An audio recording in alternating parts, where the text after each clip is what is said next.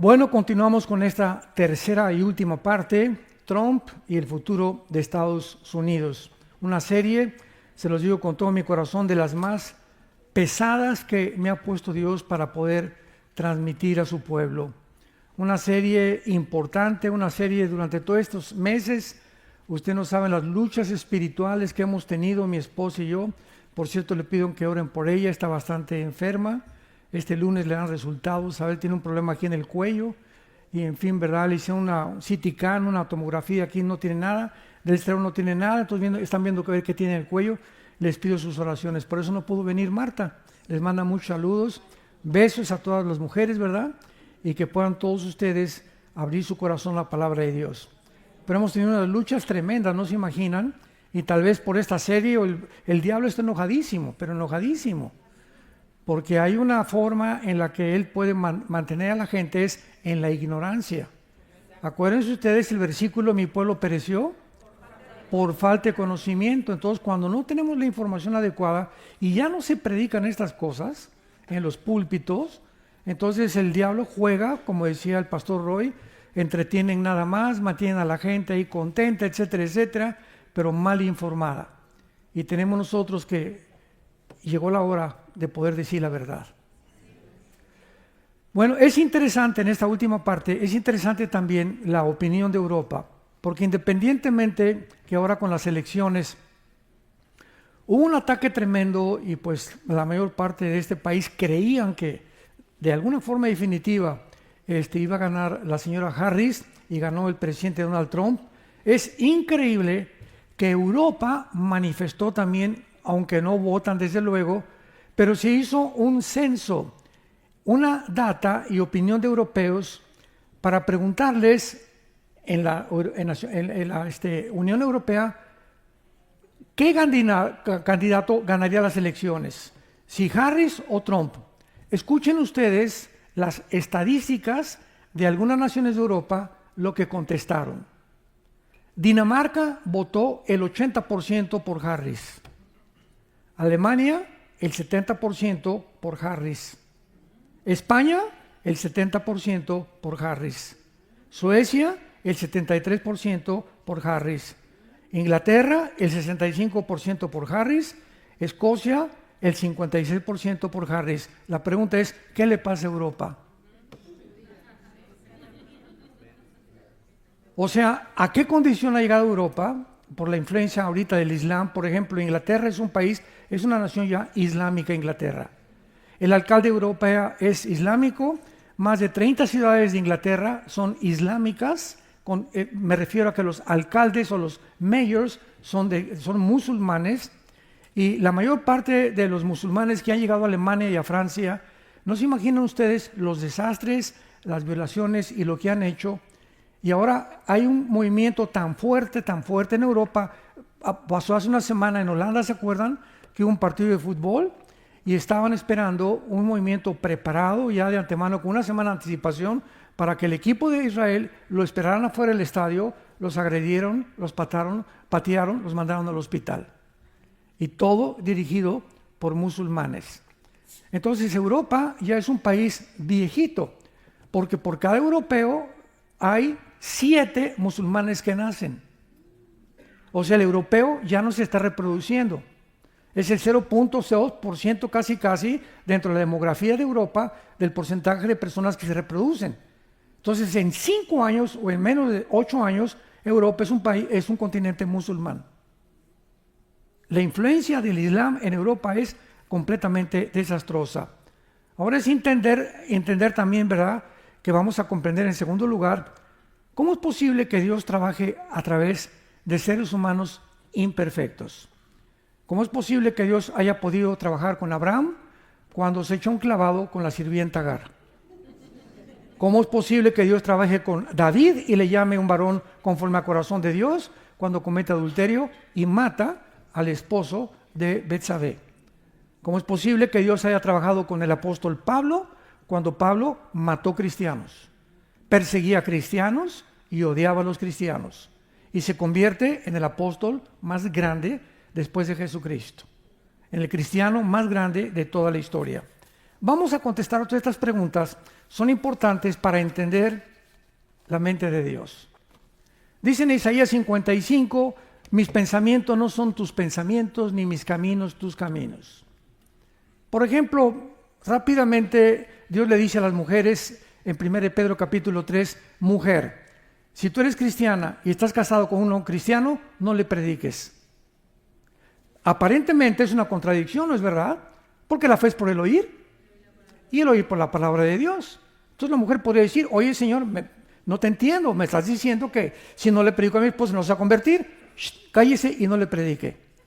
¿Por qué? Porque Dios conoce la naturaleza del hombre y le dice a la mujer en 1 Pedro capítulo 3 versículos 2 y 3, gánalo con tu conducta. No le pongas en la mañana en el espejo cuando se vaya a rasurar, eres como Sodoma y Gomorra. O te vas a ir al infierno. El pastor dijo, y todavía nos meten a nosotros. El pastor dijo que te vas a ir al infierno con tus borracheras y todo lo que haces. No vas nunca a ganar a tu esposo de esa manera. Cuando una esposa se calla y es santa delante de Dios y ora por él, mis huevos con chorizo, sí, mejor, y también te traje chilaquiles, mi amor. Y cuando una mujer comienza a entender esto, no estoy diciendo que una mujer se deje que la golpeen. Ninguna mujer cristiana debe permitir que le pongan la mano encima.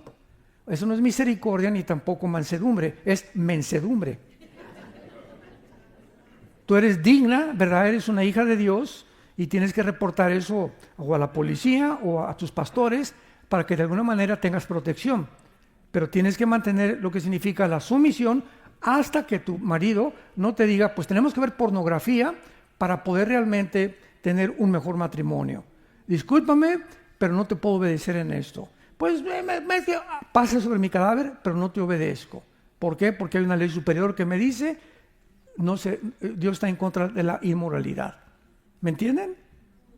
O yo soy musulmán y tú eres cristiana, tienes que venir a mi religión. No voy a ir a tu religión. Pero tú tienes que someterte a mí. Eso, hay una ley superior a la ley del Islam y de la ley Sharia que me dice que yo no puedo someterme a una religión que es completamente contraria y antagónica a mi fe. Pero es que si no te vas de la casa, me voy de la casa, mi amor. Y tal vez si te vas un mes o 2 meses, recapacita y te vuelve a traer. Pero es el tiempo de probar nuestra fe. Es el tiempo de demostrar realmente en quién estamos creyendo. Vamos a contestar algunas preguntas muy importantes de carácter teológico. Número 1. ¿Se acuerdan de Daniel que leímos hoy en la mañana que Dios pone y quita reyes? ¿Por qué puso a Hitler? ¿Puso Dios a Benito Mussolini? ¿Puso Dios a Saddam Hussein? ¿Puso Dios a Mao Zedong en China? ¿Puso Dios a Maduro en Venezuela? ¿O a Petros en Colombia? Entonces la pregunta es, si no es realmente la voluntad de Dios, porque dice la Biblia que Él pone y quita reyes. Vamos a comenzar. La voluntad de Dios es, apúntalo, permisiva y directiva. Esto es muy importante. Les dije que íbamos a hablar teológicamente. En otras palabras, Dios, su voluntad es que nadie se divorcie. Y Dios dice en Malaquías, es abominable el divorcio para Dios. Pero por causa de la dureza del pecado, Dios permitió el divorcio. No es su voluntad. Pero hay matrimonios tan tóxicos que si siguen igual o si siguen juntos, se van a acabar uno al otro matando. O van a acabar con los niños. Entonces, hay situaciones extremas donde Dios permite el divorcio y por eso en el Antiguo Testamento Dios le dio a Moisés la carta de divorcio. No es su voluntad, Él lo permite. No es la voluntad que Dios, para ti muchacha que me escuchas, que eres soltera, que te cases con un hombre que no es cristiano, no es su voluntad. Está claramente en 1 Corintios 6, que comunión hay entre Dios y las tinieblas, entre incrédulos y creyentes. Pero tú te casas con aquella persona y entonces te va mal en tu matrimonio y dices, oye Señor, ¿por qué no lo impediste que yo me casara con él? Porque Él te lo permitió. Él no era su voluntad que te casaras, pero si Él interviniera para poder quitar nuestra libertad, ha violado la característica más grande que nos ha dado, que es la libertad de escoger. Seríamos robots. Imagínate que Dios impida que ese camión que se echó en reversa mate a esa niña, o que ese hombre haya abusado de esa persona. Estamos en un mundo caído, donde todo lo que está pasando no es obra de Dios, es de nosotros. Somos nosotros los que hemos llegado al punto del mundo en que estamos viviendo. Pero si no conocemos a Dios, no podemos entender.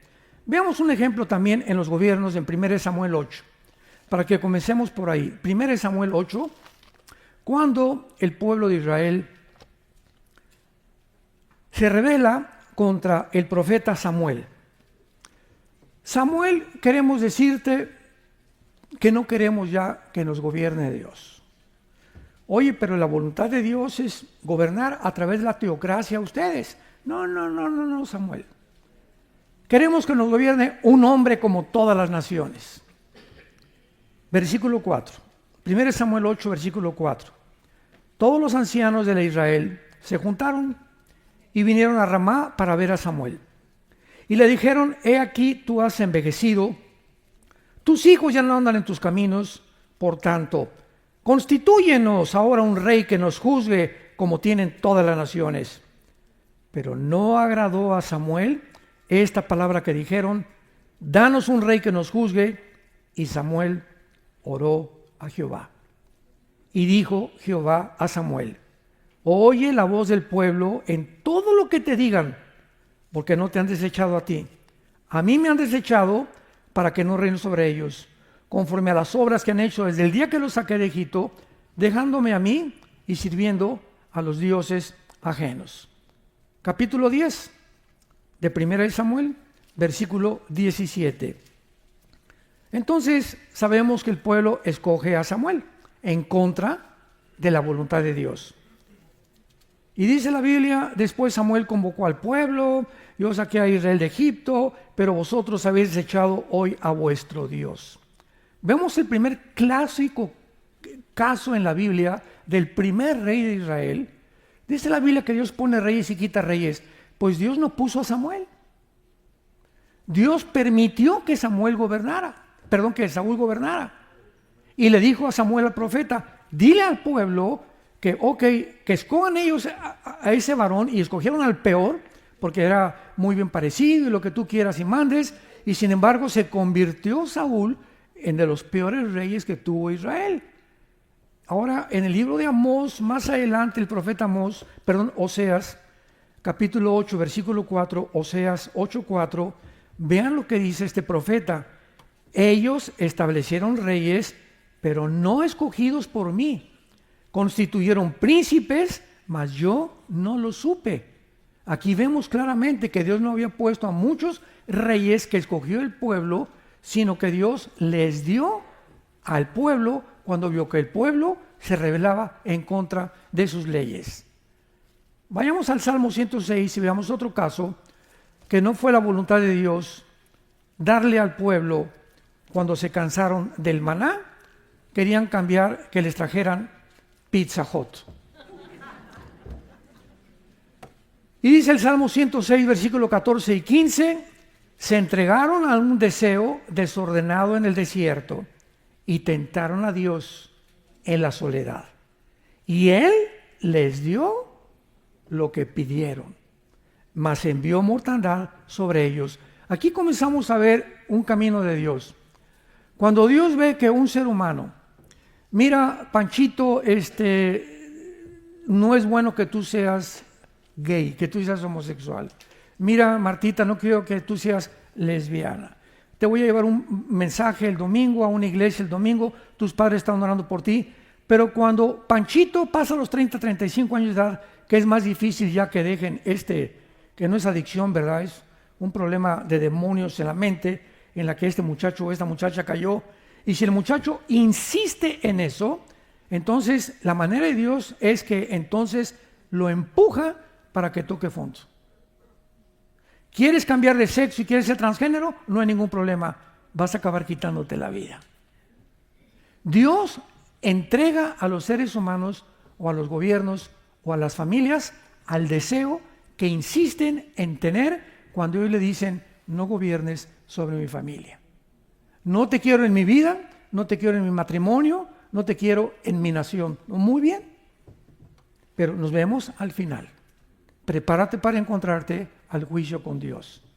Entonces, no es la voluntad de Dios muchas veces que pase lo que sucede, pero Dios, si interviniera, repito, ya no habría libertad en el ser humano. Tercer caso, cuando el ser humano insiste en desear algo en contra de su voluntad, dicen, vamos a Romanos capítulo 1, versículo 24 en adelante, Dios, 3 veces se usa la frase, Dios los entregó. Veamos esto, Romanos 1, 24 al 28. Por lo cual también Dios los entregó. Dios los empuja a la inmundicia, en la concupiscencia de sus corazones, de modo que deshonraron entre sí sus propios cuerpos, ya que cambiaron la verdad de Dios por la mentira, honrando y dando culto a las criaturas antes que al Creador, el cual es bendito por los siglos, por segunda vez. Por eso Dios los entregó, por 2 veces ya van, a sus pasiones vergonzosas. Pues aún sus mujeres cambiaron el uso natural por el que es contra naturaleza, y los hombres también. Dejando el uso natural de la mujer, se encendieron en su lascivia, unos con otros, cometiendo hechos vergonzosos, hombres con hombres, y recibiendo en sí mismos la retribución debida a su extravía. Y como ellos no aprobaron tener en cuenta a Dios, en tercer lugar, Dios los entregó a una mente reprobada. ¿Saben qué significa una mente reprobada en el original griego? Una mente reprobada es cuando una persona, cuando un ser humano llega a un punto en su vida en la que ya no discierne entre el bien y entre el mal. Ya no sabe si esto es blanco o es negro, para él es todo gris. Y cuando una persona ya no discierne y dice, es que yo no soy lo que nací, o yo sé esto, o yo sé aquello, va en contra de la naturaleza, esa persona ya perdió la brújula. Y a lo bueno le llama malo y a lo malo le llama bueno. Pues un día me preguntaban, ¿un día usted iría a alguna boda de gays? Jamás, Dios me libre. Tanto peca el que mata la vaca como el que estira la pata, dice en mi tierra. Entonces yo no voy a participar de las tinieblas, dice en Efesios capítulo 3, no participemos de las tinieblas. Tenemos que distinguir lo que le agrada a Dios y lo que no le agrada a Dios. No voy a agradar a la familia, ni aunque mi hijo o mi hija sean eso, no voy. Mi hijo te voy a seguir amando y mi hija te voy a seguir amando, pero no estoy de acuerdo que participes en estos hechos vergonzosos con tu hombre o con tu mujer. Y aquí en la casa no entras con ese hombre, mi hijita, no entras aquí con esa mujer. Somos tus padres y te vamos a aconsejar, pero esta casa la respetas, porque lo que estás haciendo es vivir en pecado. Tenemos que ser y formar nuestro carácter de esa manera, santos de Dios. Entonces, estamos en un mundo, lo acabamos de ver. ¿Vieron los Juegos Olímpicos de Francia? La Santa Cena con una señora gorda judía que es transgénero, con 2 hombres, se ven las fotos, sin calzones, con sus órganos genitales de fuera, con un niño de 6 años junto con él. Después sueltan un caballo blanco, que es aparentemente la entrada del anticristo, que es el caballo blanco de Apocalipsis capítulo 6. Después María Antonieta, que en el siglo XVII-XVIII, ¿verdad?, incendió toda Francia y le mandó cortar las cabezas a todo el mundo, promoviendo la rebelión y la anarquía en las naciones. Todo lo que pasó en los Juegos Olímpicos, ni los que lo decidieron, ni los que lo planearon y desarrollaron, sabían lo que estaban haciendo. Eran guiados por demonios. Fue una asquerosidad, una blasfemia contra Dios y contra su Hijo Jesucristo. Y después de que acaban los Juegos los Juegos Olímpicos y todo el endemoniado que hubo ahí, mandan muchas naciones protestas al comité de los Juegos Olímpicos. ¿Saben ustedes lo que contestaron los que planearon y diseñaron estos Juegos Olímpicos? Contestaron, es que el mundo ya no le gusta el arte. Jesús, María y José y el burrito que los acompaña. Es que el mundo ya dejó el arte. Oye, ¿qué tiene que ver eso con los deportistas, por el amor de Dios? O sea, mentes reprobadas, que ya no saben qué es bueno, qué es malo, le llaman a eso. Para ellos es arte. Y quieren hacernos que nosotros aceptemos eso como algo normal. Y cuando comenzamos a aceptar lo que el mundo está alabando y celebrando, los premios Grammy por aquí, por allá, y Hollywood, etc., como algo normal, es cuando caemos nosotros en la misma trampa, y dice uno de los salmos, en la trampa que hicieron cayeron, y en el hoyo que hicieron tropezaron. Y así está el mundo actualmente, completamente desorbitado, ya no distinguen qué es bueno y qué es malo. Ese es el mundo al que hemos llegado. ¿Por qué permitió Dios el mal en el universo? Bueno, Dios está al principio, el Padre, el Hijo y el Espíritu Santo. No hay ángeles, no hay serafines, no hay querubines, no hay nada en el universo. Está nada más Dios. Y en ese momento, Dios, en su primer pensamiento que hubo, estaba la cruz. Antes de que Dios creara cualquier cosa antes de nosotros y de los ángeles, en su pensamiento y en su propósito había una cruz. Entonces dice Dios, vamos a crear criaturas, pero esas criaturas que vayamos a crear tienen que tener 3 probabilidades. Una, no vamos a crear nada. No, Dios es Dios, Él no necesita a nadie para ser Dios. No crear nada. Número 2, vamos a crear criaturas que siempre me obedezcan y que no haya el mal en el universo. Y número 3, vamos a tener esta opción. Vamos a crear criaturas que tengan la libertad de escoger entre el bien y entre el mal, entre un camino u otro camino. Pregunta, de esas 3, ¿tú cuál escogerías? Si me dices, pues yo hubiera escogido la primera, que no hubiera creado Dios nada. Filosóficamente no se puede comparar la nada con lo algo. Entonces tú no puedes creer que hubiera sido mejor no haber creado nada. Fue la pregunta que en el libro de Job, capítulo 3, él dijo, ¿por qué no me hiciste un abortivo? ¿Por qué de repente estoy con una familia y me quitas a mis hijos, me quitas mi casa, me quitas todo? Él no podía ver todavía el propósito al final de Dios, y lo que veía con sus ojos, lo que podía percibir Job era, no te entiendo, Señor. Y hasta el capítulo 42, entiende a Dios. Número 2, yo hubiera preferido que no hubiera mal y que jamás hubiera existido la violencia, ni las lluvias, ni los tsunamis, ni los robos, ni los asesinatos. Muy bien, hubiera sido una creación de puros robots. Nos hubiera dado programado Dios como un chico, una cuerda, ámame, ámame, ámame, ámame.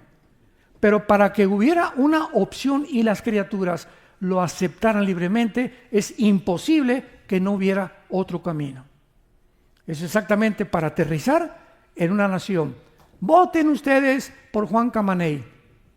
Y el segundo candidato, no hay. O sea, el único candidato es el que está ya de dictador. Y ponen a otro de payaso, ¿verdad? Para que dizque le haga la contrapunta, pero sabemos que va a ganar siempre aquel. Y aunque voten por el otro, va a seguir esa dictadura en ese. Entonces, ¿hay libertad? No, ¿verdad? Hay libertad hasta que tienes la opción de escoger otro camino. Ahora, ¿cómo podríamos escoger otro camino si no hubiera el mal? ¿Cómo sabríamos que de tal manera amó Dios al mundo si Cristo no hubiera muerto en la cruz? ¿Cómo podíamos considerar y percibir la grandiosidad del amor de Dios si no hubiéramos conocido lo que le hicieron a su Hijo en la cruz? ¿Me van siguiendo? Entonces comenzamos a entrar en la mente de Dios. ¿Por qué Dios permitió el holocausto judío?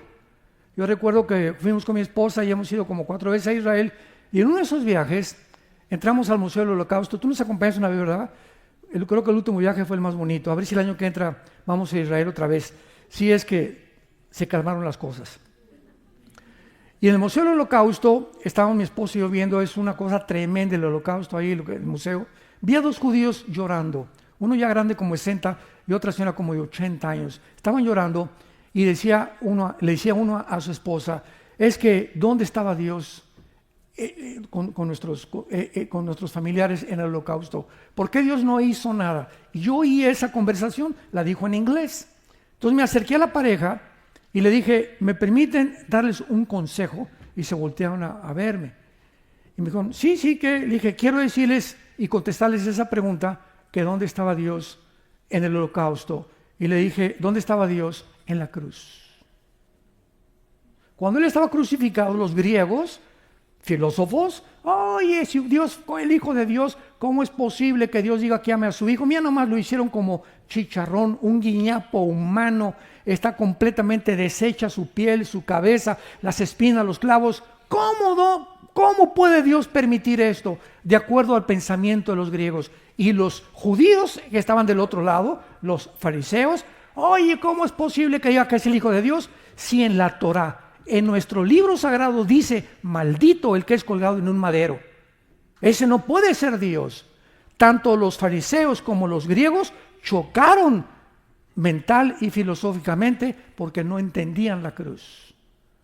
Que lo que ellos creían que era una locura era el plan más santo, más grandioso, la lucha donde el amor vence al mal. Pero nunca entendieron nadie eso, ni los discípulos. Todavía después en el camino de Maús se seguían preguntando, este Mesías que nos dijo que era Jesucristo, tal vez no era él porque lo mataron y lo crucificaron. Todos se preguntaban, ¿cómo es posible que Dios diga que ama a su Hijo y a nosotros cuando permite que su Hijo sea torturado por hombres viles, pecadores como tú y como yo? Pero detrás de la insensatez se encuentra la sabiduría de Dios, porque lo sabio de Dios es más necio que los hombres. Y lo débil de Dios es más fuerte que los hombres. 1 Corintios capítulo 1. Y Dios escogió lo vil y lo menospreciado para avergonzar a los sabios. ¿Cómo es posible que nada más le digas a una persona, Cristo murió, fue crucificado, enterrado y resucitado, y esa persona, así nada más, tiene la vida eterna? Para ti es locura, para Dios es su sabiduría. Dios lo hizo a propósito para enloquecer la sabiduría de los seres humanos.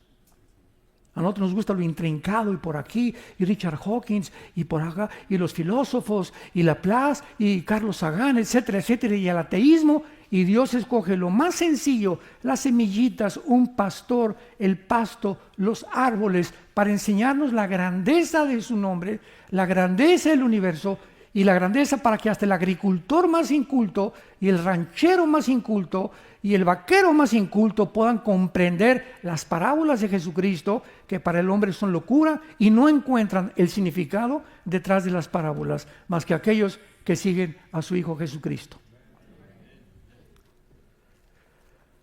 Ahora, podemos nosotros, en penúltimo lugar, darnos cuenta que la Biblia nos muestra de una forma muy, muy clara que Satanás, que significa el enemigo, apúntalo. El diablo significa el acusador. Y Lucifer, que es el nombre propio de esta entidad maligna, significa el que alumbra o el que es la luz. Imagínense nada más. Lucifer. Entonces, los nombres del diablo, Dios me preguntó una vez un niño, oiga, ¿por qué creó Dios al diablo? Le dije, no, Dios no creó al diablo. Dios creó a Lucifer y él se volvió diablo. Entonces Dios no creó al diablo, ni Dios creó a Satanás tampoco, al enemigo. Él permitió que hubiera esta rebelión en el universo para mostrarnos la profundidad de su sabiduría. Entonces, el mundo nos muestra que este mundo en el que tú y yo vivimos, el planeta Tierra, está gobernado por las mentiras. Todas las personas que tú veas, ¿verdad?, tienen vidas que tú no te imaginas que ellos están viviendo. Caras vemos, corazones no sabemos. ¿Cuánta gente, verdad? ¿Cuántos matrimonios los ves juntos de la mano y tienen 10 años que no se hablan? Viven bajo el mismo techo porque ya se acostumbraron, pero ya no hay ninguna comunión entre ellos. ¿Cuántos cristianos ves que entran a la iglesia y están como robots, verdad? Santo, santo, santo, ya no me falta hacerse así. Salir de la iglesia de lunes a viernes, se portan como el anticristo y llegan el lunes a la iglesia, el domingo a la iglesia, y en lugar de llegar el domingo a tu iglesia a la que tú vas, buscar por quién orar. A esta doña Chole que le duele el estómago, a esta doña Carmelita que le duele la panza. Oiga, la veo muy triste, doña Carmelita, no me permite orar por usted. Oiga, jovencito, te veo también muy amargado, muy triste, ¿no quieres que ore por ti? Entramos como si entráramos al cine, a la iglesia. Yo cuando voy al cine a ver una buena película, Entro con orejeras, no me importa el que está junto ni aquí, mis palomitas y mi Coca-Cola de dieta.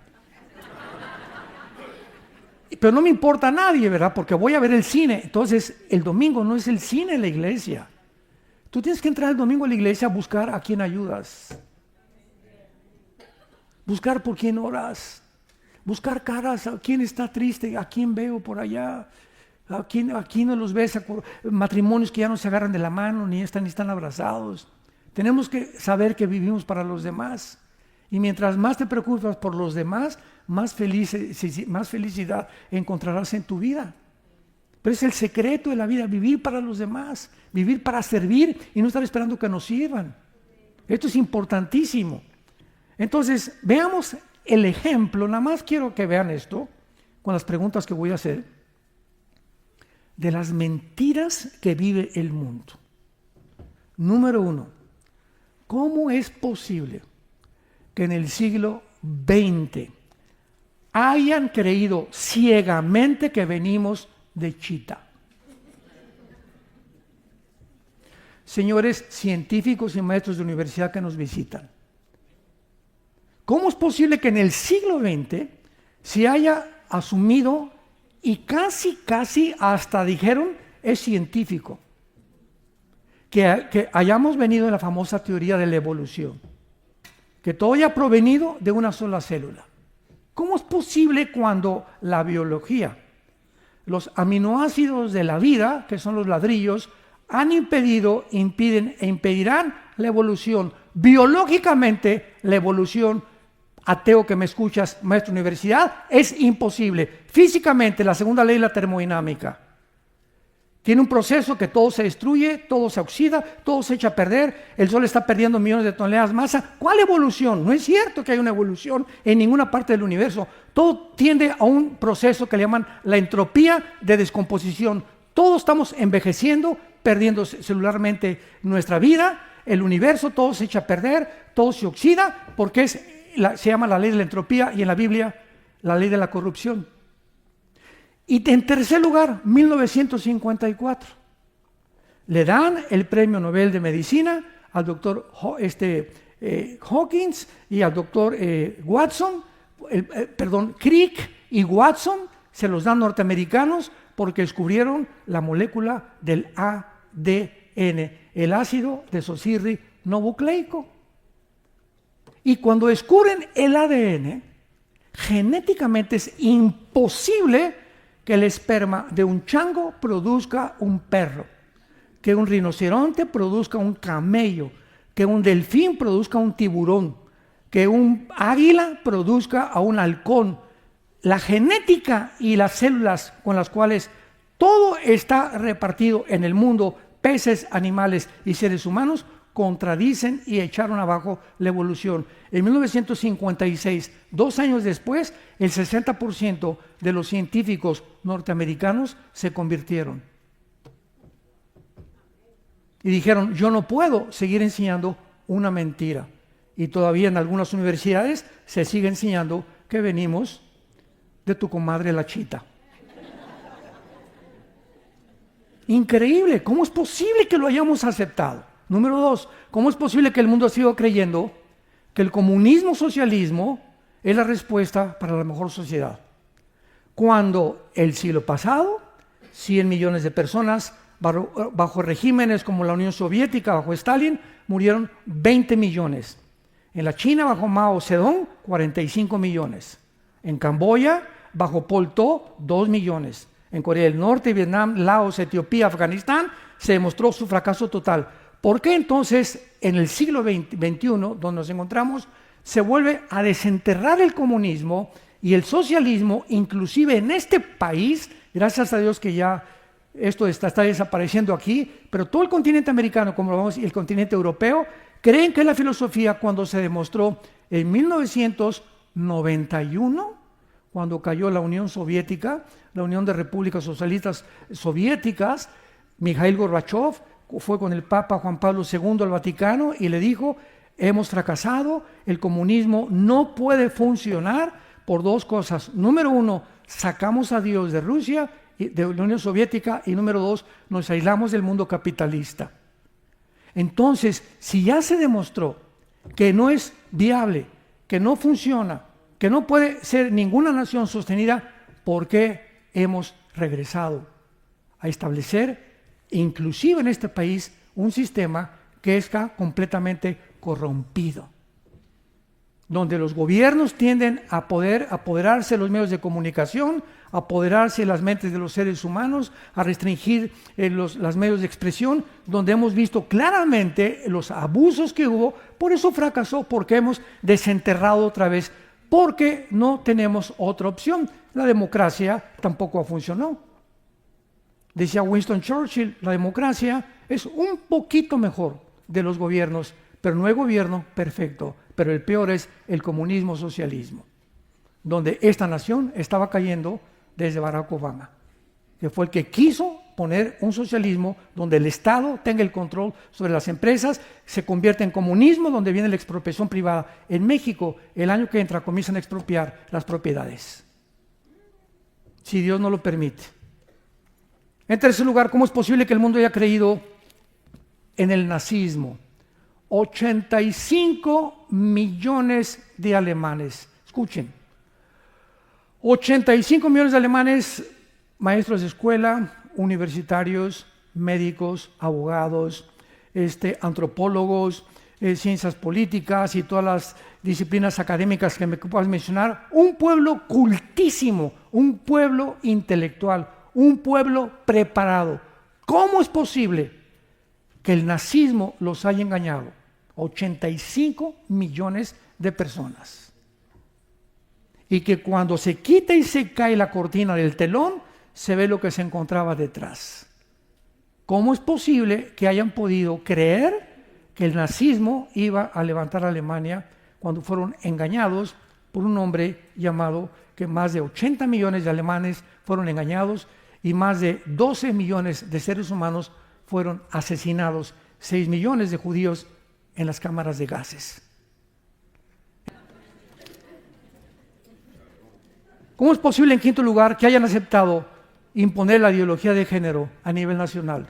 Que yo llegué a la escuela y que veo los cuadernos de mi hijo, donde están el pene de un hombre y otro niño masturbándose en el quinto año de primaria. ¿Cómo es posible que yo pueda ver los cuadernos, los que revisamos los cuadernos de nuestros hijos, los que tienen usted ahorita hijos pequeños, que tú veas eso y que tú no vayas a esa escuela y les digas, ustedes, ¿cómo enseñan esto a mis hijos? Mi hijo tiene 6 años de edad, está en un kinder casi. ¿Cómo es posible que crean que pueda tener un discernimiento sexual a esa edad? Y decirle que si no se siente hombre, que puede decir que es mujer, y que si siente mujer, no les diga a sus papás. Porque si les dices a sus papás, entonces no lo podemos operar. Lo mandamos a que le hagan la operación quirúrgica y los papás no se pueden meter. Si yo hubiera en mi época, ¿verdad?, que tenía a mis hijos chiquitos, hubiera detectado eso, yo no lo hubiera aceptado. Yo saco a mi hijo de la escuela, prefiero que sea un bruto santo y no un diablo inteligente. Fue lo que hizo la mamá de los Wesley. Tuvo 10 hijos casi, 8 fueron misioneros.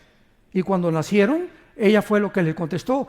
Ay, mi hijo se va a ir a Harvard, y se va a ir a Princeton, y se va a ir a Oxford. Voy a mandar, ¿ves?, a Alemania a mi hija a que estudie confección, y a Italia a que estudie esto y el otro. Y creíamos que mandarlos a Francia y Europea y por aquí y por allá, nuestros hijos van a ser grandes artistas o grandes esto, cuando lo estábamos mandando al matadero. Cuando me decían los padres, voy a mandar a mi hijo a España, voy a mandar eso, aquí, ¿sabes? Prefiero que esté en un hijo y darle yo educación, que lo que llaman, ahorita muchas iglesias están teniendo escuelas privadas, enseñándoles a los niños.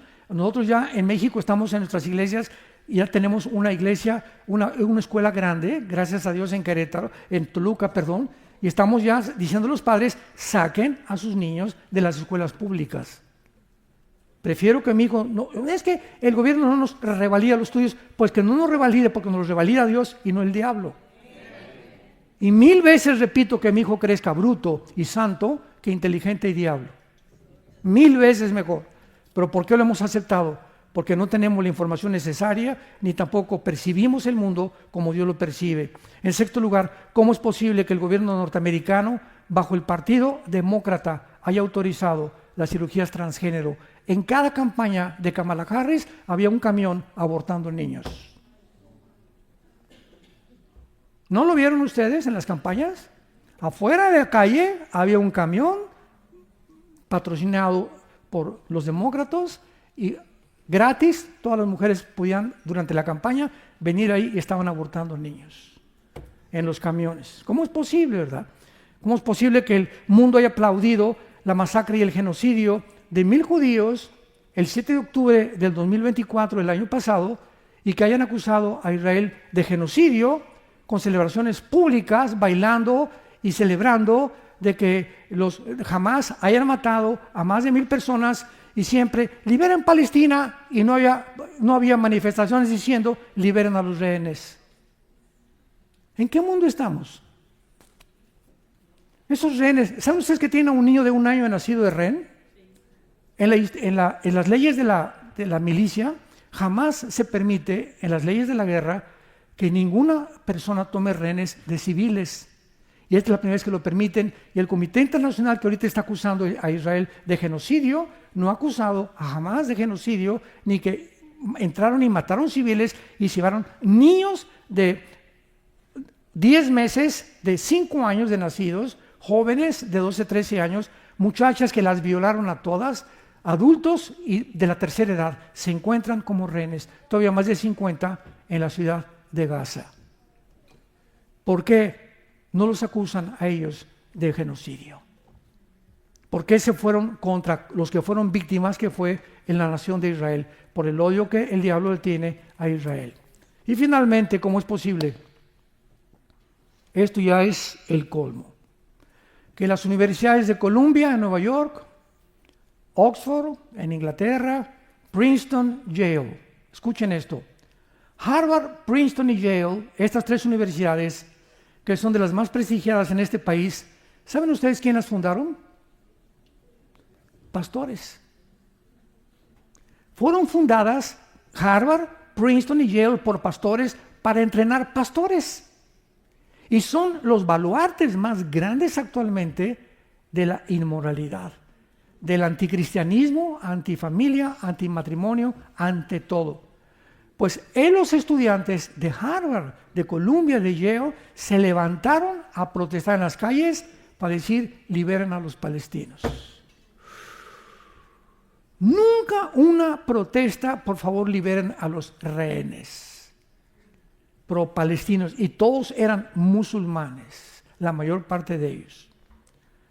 Nuestra hija Salem, que se acaba de casar, hizo una maestría en Harvard, y fuimos este año, a principios de este año, le iban a dar su diploma, lo hizo todo online. Yo le dije, no vas ni de chiste físicamente allá a Boston. Y la hizo todo por online, y ya pasó sus exámenes, ya se le dieron su major en ciencias políticas. Tuvimos que ir a Boston a la graduación, y estaba todo Boston rodeado con puros estudiantes. Abajo Israel, mueran los rehenes, denles gas. Arriba Palestina. Los estudiantes de Harvard.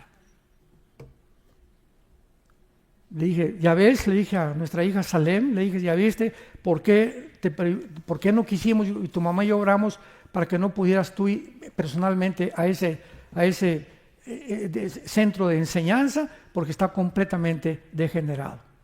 Y así hemos llegado a un siglo, hermanos, donde necesitamos abrir los ojos y ya.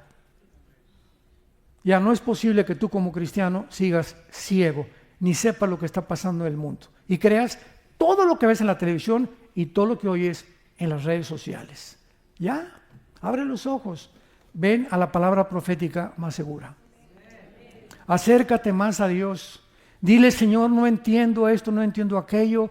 Yo no puedo cambiar a mi hijo, yo no puedo cambiar a mi esposa, a mi esposo, no puedo cambiar San Antonio. Padre Santo, no soy Dios, lo reconozco, tú eres el Altísimo, pero yo quiero vivir cerca de ti. Quiero vivir en tu palabra, Señor. Quiero que me des paz y que cambies a mi hijo, que cambies a mi esposa. Te pido por mi ciudad, pero yo necesito comenzar conmigo. Tenemos que comenzar con nosotros mismos. Ay, hermano, quiero que hable con mi esposa. Y le pregunto, doña Chole, ¿y usted cómo está con el Señor?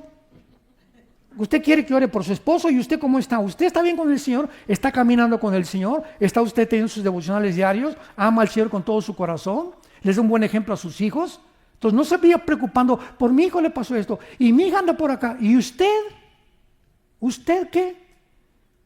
Mientras nosotros no cambiemos y nosotros no seamos transformados por el poder de Dios, no esperemos cambiar a nadie.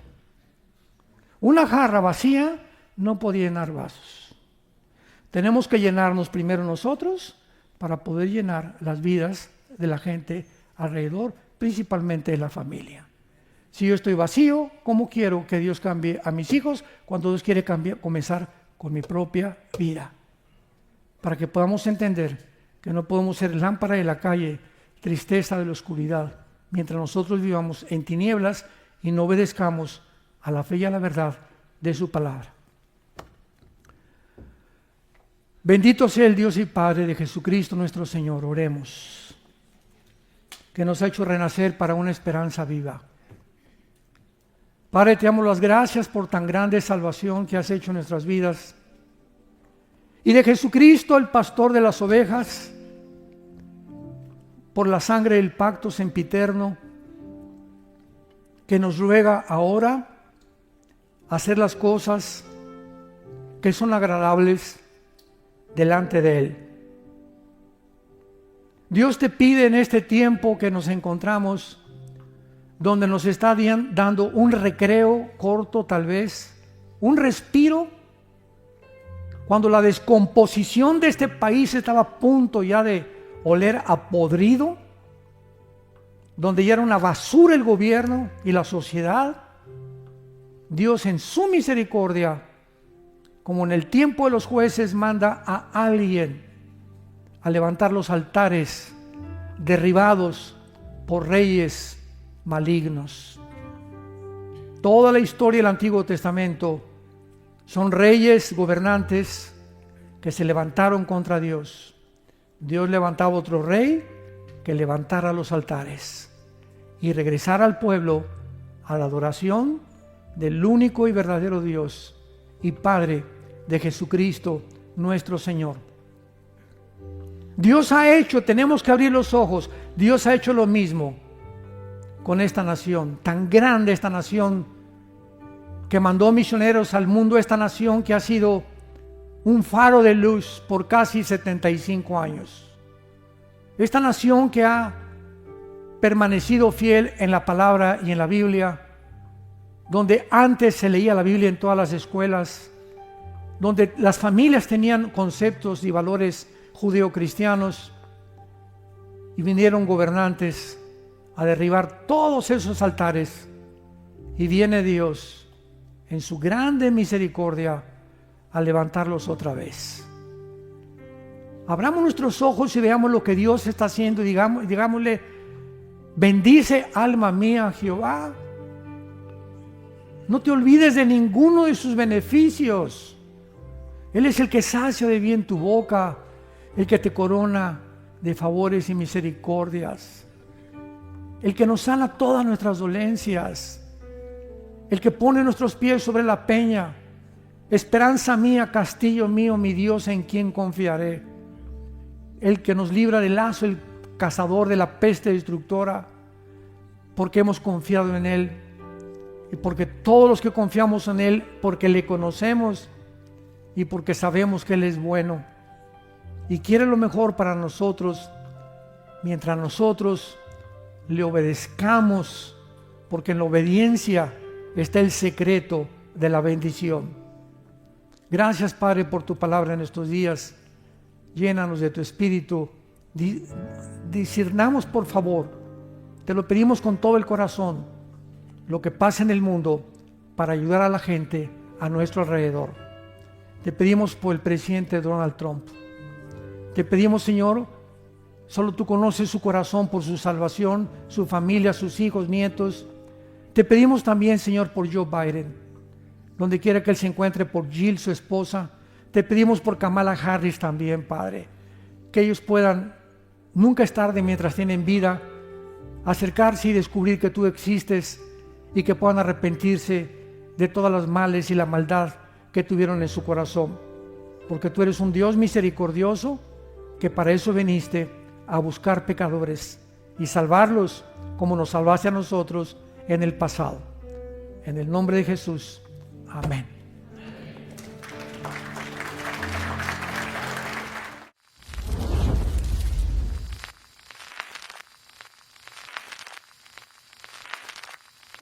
Hola, ¿qué tal? Me da mucho gusto saludarles y quisiera simplemente comunicarles que gracias a todos ustedes a través de todas las naciones del mundo que aman la palabra de Dios y que realmente están interesados en que nosotros como organización Vida Nueva para el Mundo y Armando Alducin Ministries continuemos predicando el Evangelio de la Gracia de Jesucristo y que podamos nosotros continuar haciéndolo gracias a sus donaciones.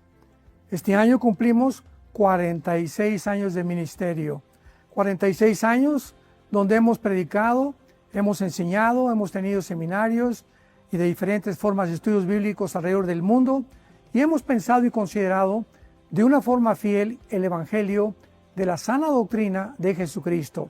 Nosotros, con todas estas donaciones, tenemos que sostener pastores, misioneros, obras, equipos de televisión y aún continuamos buscando la manera de poder elevar este ministerio. Hasta este momento quiero que ustedes estén enterados que no tenemos una sola propiedad como organización y así hemos trabajado durante 46 años porque le damos la importancia a la evangelización, a las misiones y también a los hombres de Dios para levantar más pastores. Le damos las gracias y que pueda Dios con su gracia tocar sus corazones y que puedan ustedes invertir en un terreno donde es fructífero, porque creemos que ha producido bastante buen fruto para la gloria de Dios. Gracias, muchas gracias por sus aportaciones y por las donaciones que sabemos ustedes continuarán haciendo para que podamos continuar siendo fieles en la predicación del Evangelio de la gracia de Dios. Que Dios les bendiga.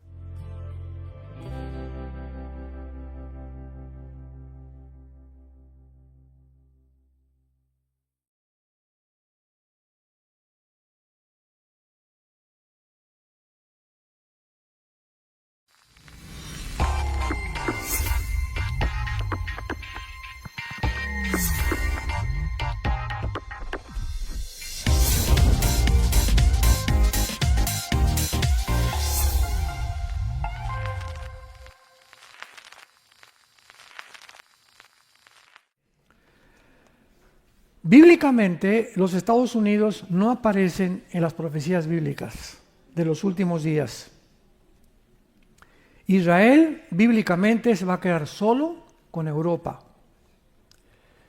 para depender del petróleo del Medio Oriente y conforme pase el tiempo, la Confederación del Mediterráneo, que van a ser las 10 últimas naciones que se van a unir, lo vamos a hablar con más calma y con más detalles.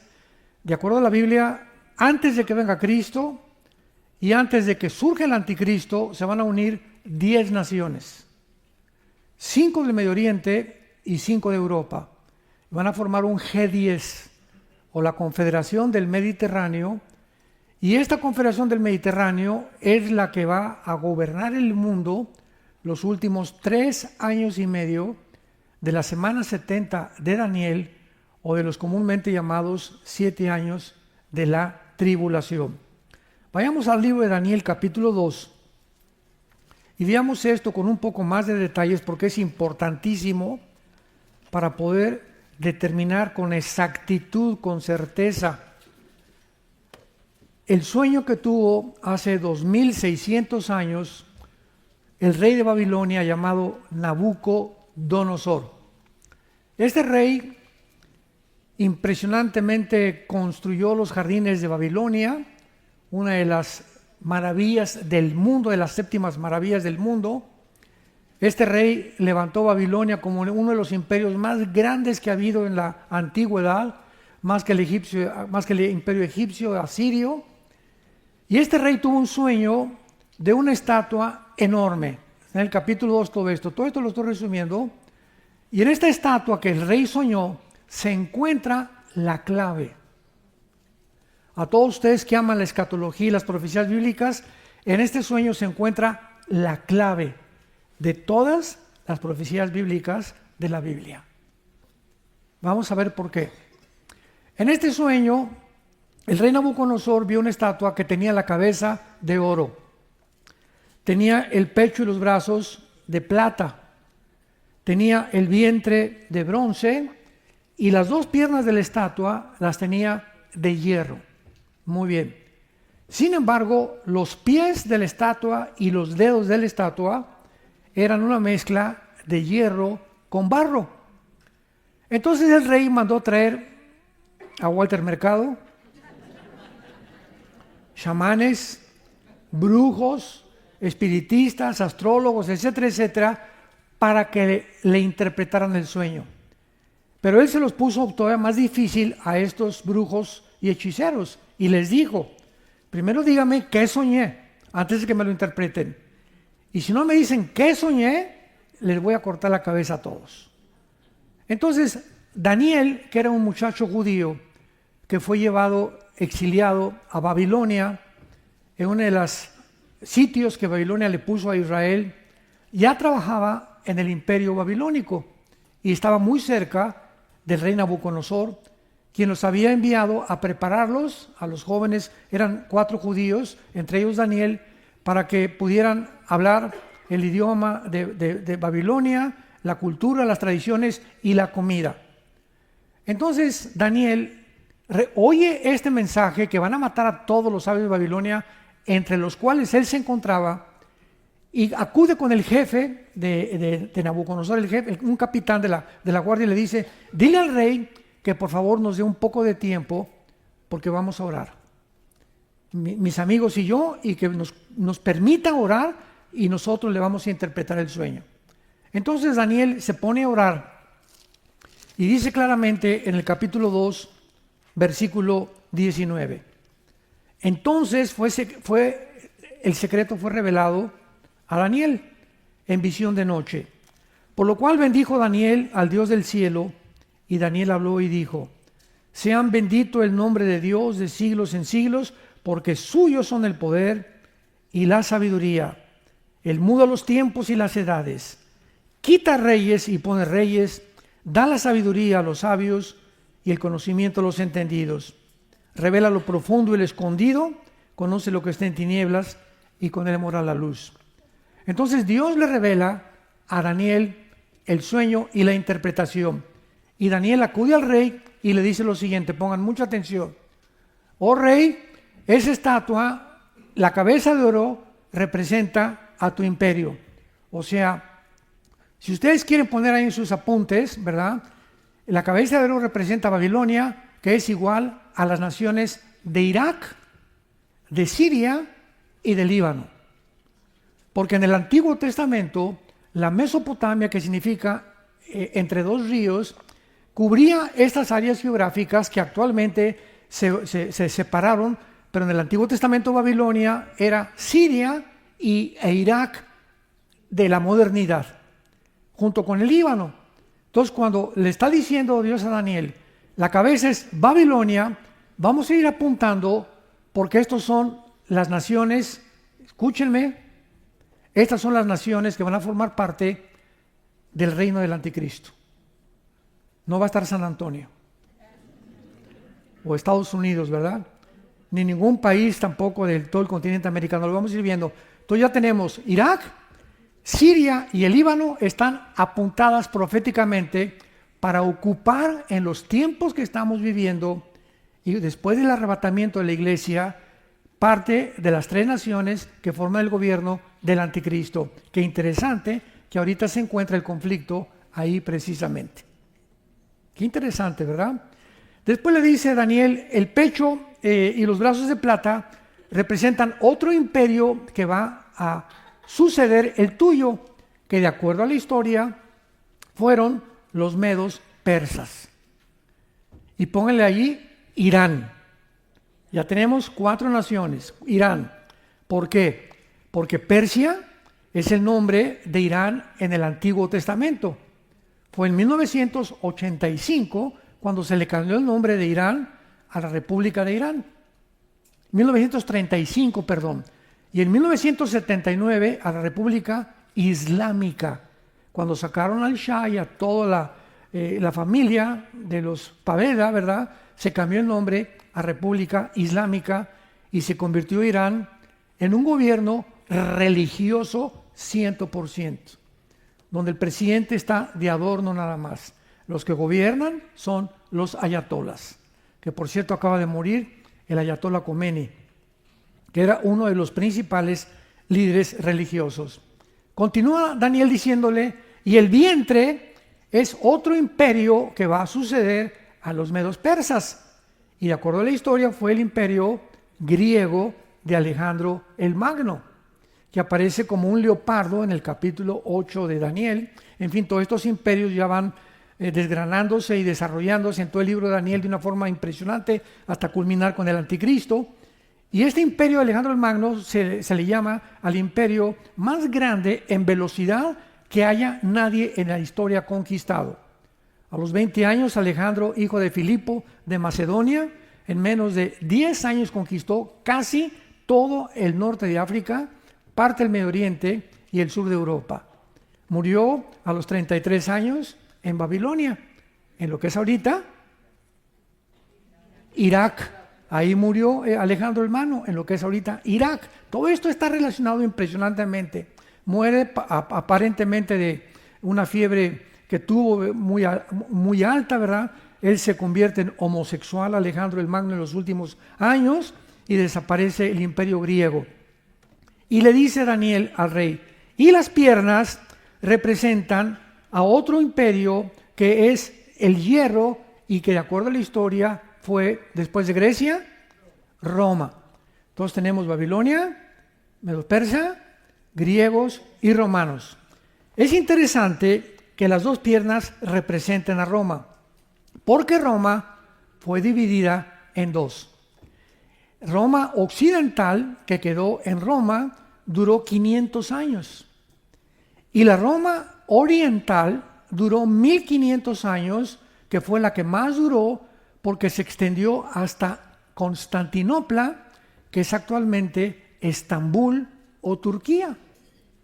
Entonces las dos piernas, vean ustedes, están una sobre el oriente y otra sobre el occidente. ¿Me van siguiendo? Oriente y occidente se dividió Roma. Y es interesante que Turquía es la única nación donde se encuentran dos continentes, el oriental y el occidental. Entonces, ahí en las dos piernas, los pies y los dedos que descienden del oriente y del occidente son una mezcla de hierro con barro. Leamos esta porción en el capítulo 2 de Daniel, que es lo más importante de lo que vamos a compartir. Versículo 43 al 45. Así como viste el hierro, sigue Daniel contando, mezclado con barro, se mezclarán por medio de alianzas humanas, pero no se unirán. Se van a mezclar, pero no se van a unir, como el hierro no se mezcla con el barro. Y en los días de estos reyes, de estas 10 naciones, representadas por los dedos de los pies, en esos días el Dios del cielo levantará un reino que no será jamás destruido, ni será el reino dejado a otro pueblo. Desmenuzará y consumirá todos estos reinos, pero él permanecerá para siempre. De la manera que viste que del monte fue cortada una piedra, no con mano, la cual desmenuzó el hierro y el bronce, el barro y la plata y el oro, el gran Dios ha mostrado al rey lo que ha de acontecer en lo porvenir. El sueño es verdadero y fiel su interpretación. En esta imagen de la estatua, Daniel vio una piedra que venía del cielo y pegaba en los pies de la estatua. Y el momento en que pegaba en los pies de la estatua, se derrumbaba toda la estatua.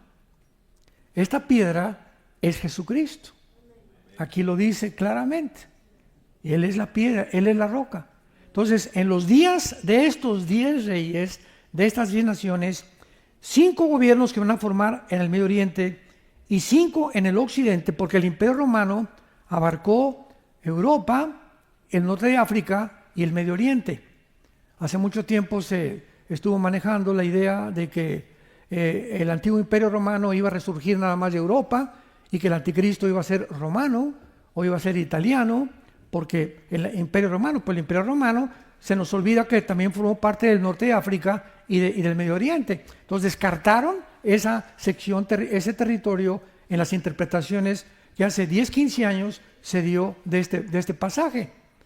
Entonces aquí es muy importante que veamos que el momento en que la piedra golpea los pies, toda la estatua desarrolla, indicándonos el Espíritu Santo con esto, que cuando Cristo venga, estarán vigentes Irak, Siria, el Líbano, Macedonia o Grecia, ¿verdad? Y parte del Imperio Romano, que va a formar parte del último gobierno del anticristo. Esto es muy importante porque si brincamos al capítulo 8, le estoy dando un bistec a partir.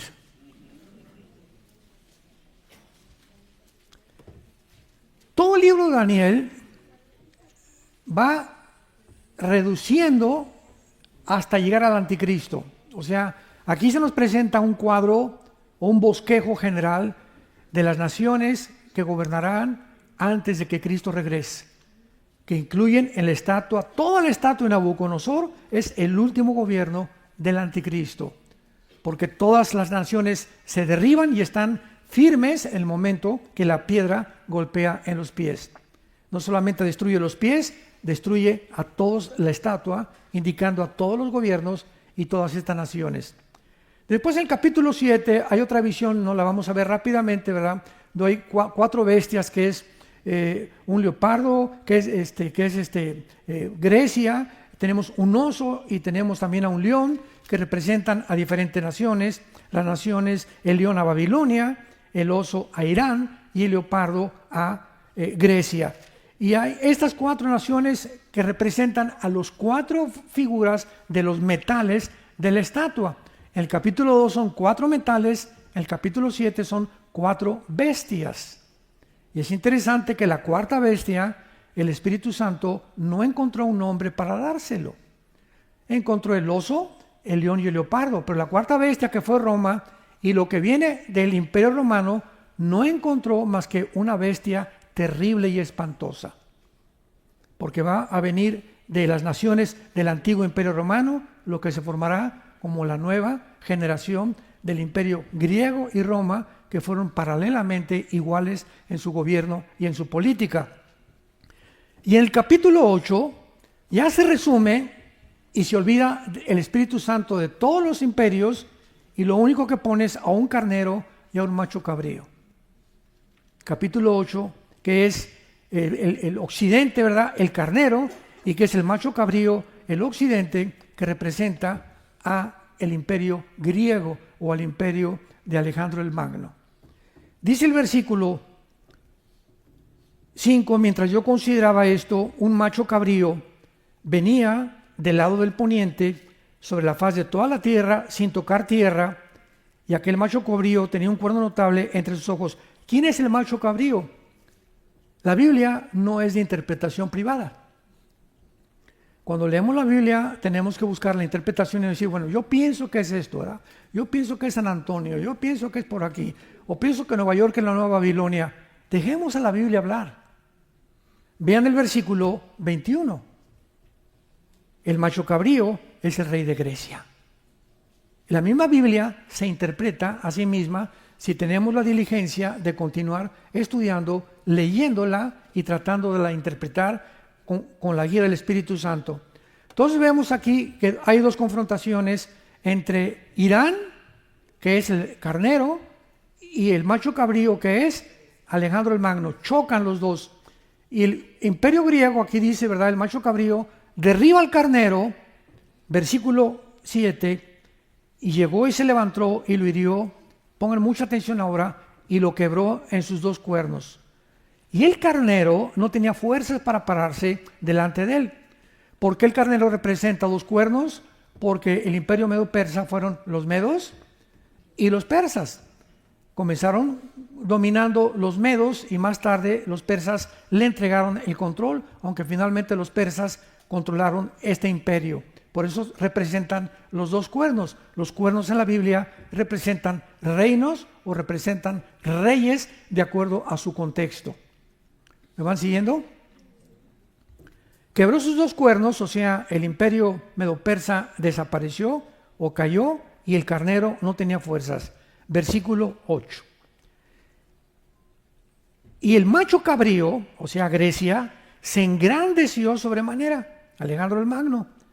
Pero estando en su mayor fuerza, aquel gran cuerno que era Alejandro el Magno fue quebrado y en su lugar salieron 4 cuernos notables.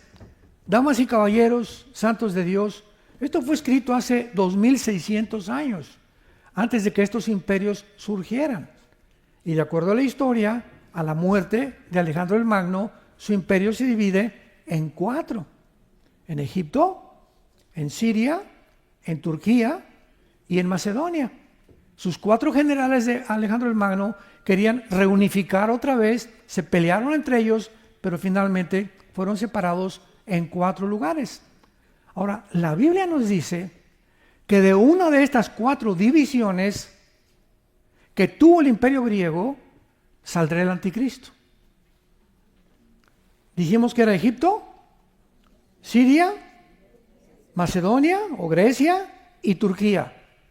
De una de estas 4 naciones va a surgir el anticristo. Leámoslo a continuación. Y de uno de ellos, versículo 9, de una de las 4 divisiones, de uno de los cuernos, ¿van bien? Salió un cuerno pequeño, que en el capítulo 7 es el anticristo. El cuerno pequeño es otro de los nombres que se le da al anticristo. De uno de ellos salió un cuerno pequeño y vamos a ver qué es el anticristo. Creció mucho al sur y al oriente y hacia la tierra gloriosa, pero no hacia el norte. Y se engrandeció hasta el ejército del cielo. Ninguno de los 4 generales que tuvo Alejandro el Magno se le pueden adjudicar estos calificativos o estas cosas que menciona la Biblia. Se engrandeció hasta el cielo. ¿Quién? El cuerno pequeño. Parte del ejército de las estrellas se echó por tierra. Las estrellas son los ángeles caídos. Que en Apocalipsis 12 se menciona que la tercera parte de las estrellas, que son los ángeles caídos, Satanás o Lucifer arrastró con él en su rebelión final. Vamos uniendo precepto sobre precepto, línea sobre línea, versículo con versículo, bajo todos un contexto, y así es como podemos interpretar verdaderamente la Biblia. Y nos lleva tiempo para hacer esto, pero es maravillosa cuando llegamos a la final conclusión. Echó por tierra y las pisoteó. Aún se engrandeció contra el príncipe de los ejércitos, que es Jesucristo. Y por él fue quitado el continuo sacrificio, y el lugar de su santuario fue echado por tierra. Aquí, en todos los expositores de los libros de escatología que he leído, hermanos en Cristo, grandes hombres de Dios, algunos hace como 15, 20 años decían que este era Antíoco Epífanes, que fue un griego que se levanta para sitiar a Israel, hace una matazón tremenda, y una familia de judíos llamados los Macabeos se levantan contra Antíoco Epífanes y lo derrotan, y él quitó el sacrificio de los judíos. Entonces, en la Biblia puede haber una profecía con doble significado, un significado presente y otro significado futuro. Pero a Antíoco Epífanes no se le puede atribuir que él se engrandeció hasta el cielo, ni que echó a los ángeles del cielo, ni tampoco que se puso y se brincó en contra de Jesucristo. Eso solamente puede ser atribuido al anticristo de acuerdo a Mateo 24 y al libro de Apocalipsis. Ahora, ¿de cuál de estas 4 divisiones saldrá el anticristo? La Biblia nos muestra que el anticristo va a surgir y va a ser musulmán.